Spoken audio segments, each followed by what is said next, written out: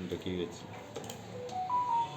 আমাদের কাছে credible information ছিল যে এনডিপিএস আইটেম কিছু মানে ক্যানাবিস গাঁজা স্টোর করা ছিল একটা জায়গাতে।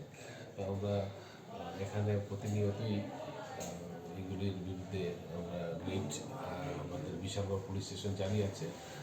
গতকাল মানে আমাদের কাছে যখন ইনফরমেশন আছে আমরা ভোরের দিকে যাই ওই জায়গাতে। নিহালচন্দ্রনগরের আন্ডারে ধনীছড়া একটা জায়গা আছে, ওই জায়গাতে গিয়ে আমরা ধনীছড়া না স্যার, ধনছড়ি। ধনছড়ি যে জায়গাটা আছে সেখান থেকে আমরা দুজন ব্যক্তিকে আমরা আটক করি।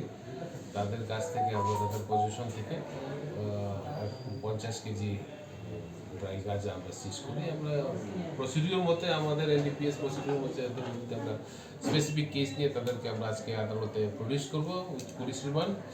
এবং এখানে যারা যারা আছে সমস্ত লোকদের যারা এসবের সঙ্গে যুক্ত আছে